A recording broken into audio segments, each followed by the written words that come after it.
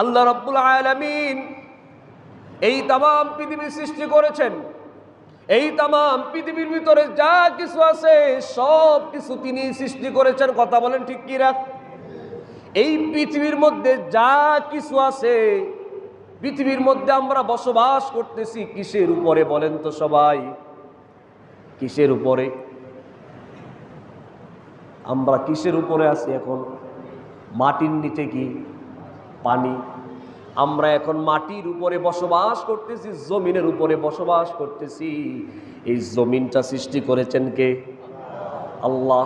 এখন আমরা যখন কোনো অন্যায় করি তখন আপনাকে আমাকে এই চিন্তা মাথায় আনতে হবে যে জমিনের মধ্যে থেকে অন্যায় করতেছি, জুলুম করতেছি, নির্যাতন করতেছি, অত্যাচার করতেছি, এই জমিন তো ইচ্ছে করলে আপনাকে আমাকে মাটির নিচে পুঁতে ফেলতে পারে। কথা বলেন ঠিক কিনা?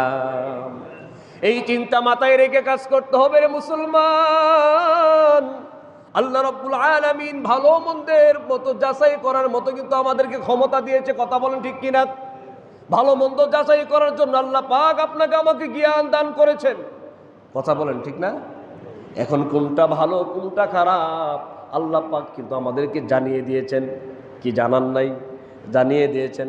ঠিক তেমনি ভাবে আল্লাহ পাক দুইটা জিনিস সৃষ্টি করেছেন। কয়টা জিনিস? দুইটা জিনিস সৃষ্টি করেছেন। এক নাম্বার হচ্ছে জান্নাত, আর এক নাম্বার হচ্ছে জাহান্নাম। কথা বলেন ঠিক কিনা? জান্নাত এবং জাহান্নাম। জান্নাতে কারা যাবে? জান্নাতে ওই ব্যক্তিগুলো যাবে যারা আল্লাহওয়ালা, যারা আল্লাহকে ভয় করে, আল্লাহর হুকুম আহকামগুলো যারা মানে, আল্লাহর নিষেধ যারা অমান্য করে এবং আল্লাহর আদেশ যারা মান্য করে, আল্লাহ যা যা করতে আদেশ করেছেন ওই সমস্ত কাজগুলো যারা বাস্তবায়ন করে, ওই ব্যক্তিগুলো যাবে কোথায় বলেন তো সবাই? কোথায় যাবে? জান্নাতে যাবে। আর জাহান্নামে যাবে কারা? জাহান্নামে যাবে ওই প্রকৃতির লোক যারা কি করে? আল্লাহর আইনকে অমান্য করে, অহংকারী ব্যক্তি এবং সালাত পড়ে না, সমাজে যত খারাপ আছে সব কাজের সাথে জড়িত থাকে, ওই ব্যক্তিগুলো যাবে কোথায়? জাহান্নামে। এখন জান্নাত এবং জাহান্নাম এই দুইটা জিনিস আল্লাহ তৈরি করেছেন। আল্লাহ তো এই জন্য তৈরি করে নাই যে পৃথিবীর সবাইকে জাহান্নামে পাঠাবেন। কি ইচ্ছে করি কি আল্লাহ জাহান্নামে দিবে? দিবে? ইচ্ছে করি কি আল্লাহ জাহান্নামে দিবে বলেন?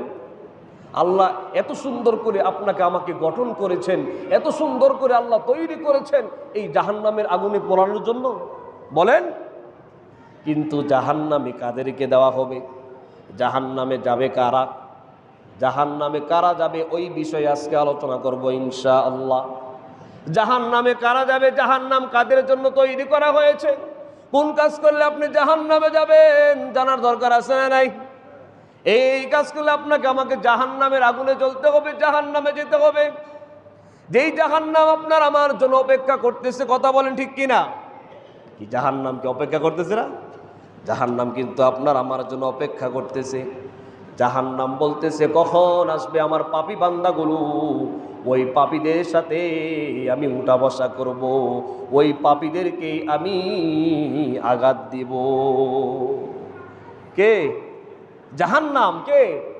আল্লাহ রাব্বুল আলামিন পবিত্র কোরআনে ঘোষণা করেন, ওয়াসিকাল্লাযীনা কাফারু ইলা জাহান্নামা যুমারা। আল্লাহ রাব্বুল আলামিন বলেন, আর কাফেরদেরকে দলে দলে জাহান্নামের দিকে নিয়ে যাওয়া হবে। কোথায় নিয়ে যাওয়া হবে? ওয়াসিকাল্লাযীনা কাফারু ইলা জাহান্নামা যুমারা। আর কাফেরদেরকে জাহান্নামের দিকে দলে দলে নিয়ে যাওয়া হবে। কাদেরকে নিয়ে যাওয়া হবে? কাফেরদেরকে। এখন কাফের কারা?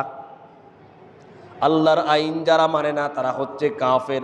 আল্লাহর হুকুম আহকামগুলো যারা মানে না, আল্লাহকে যারা বিশ্বাস করে না, আল্লাহর পথে যারা আসে না, ওই ব্যক্তিগুলো হচ্ছে কাফের। কথা বলেন ঠিক কিনা?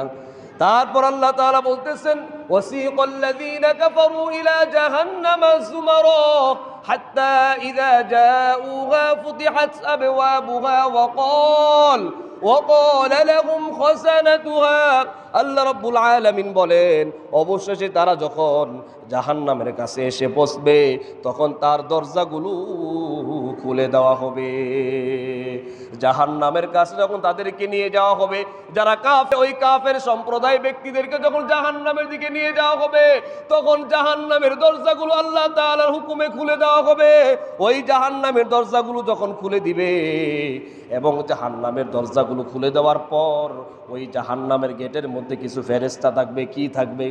কিছু ফেরেশতা থাকবে এবং জাহান্নামের রক্ষীরা তাদেরকে বলবে, কোন কারণে তোমরা এই জাহান্নামে এসেছো?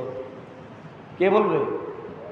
জাহান্নামের যেই রক্ষী আছে, জাহান্নামের যেই ফেরেশতা আছে, ওই ফেরেশতাগুলো জাহান্নামীদেরকে বলবে, জাহান্নামের সামনে যাওয়ার সময়, জাহান্নামের সামনে যখন যাবে তখন গেট খুলে যাবে, তখন জাহান্নামের যেই গেটের দারোয়ান আছে না, ওই দারোয়ান সাহেব ফেরেশতা আল্লাহ পাক নিযুক্ত করেছেন, ওই ব্যক্তিকে আল্লাহ জিজ্ঞেস করবে, ফেরেশতারা জিজ্ঞেস করবে, তুমি দুনিয়ার মধ্যে এমন কি কাজ করেছো যে কাজ করার কারণে আজকে তোমাকে জাহান্নামে আসা লাগলো? তোমার কাছে কি কোনো নবী রাসূল যায় নাই? তোমার কাছে কি কোনো আলেম উলামারা যায় নাই? তুমি কি নামাজের দাওয়াত পাও নাই? তুমি কি হকের দাওয়াত পাও নাই? তুমি কি হালাল হারামের দাওয়াত তুমি পাও নাই? তুমি কি কারণে জাহান্নামে আসছো? কেন আসছো?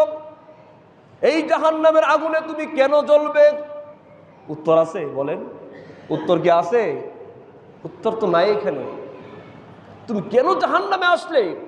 কি কাজ করে তুমি দুনিয়ার মধ্যে এরকম কি কাজ করেছো যে কাজের কারণে তোমাকে আজকে জাহান্নামে আসতে হলো? তখন কি বলবেন আপনি? বলেন, আমি কি বলবো?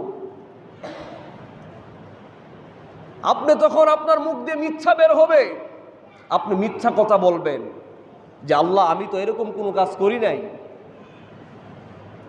মিথ্যার আশ্রয় যখন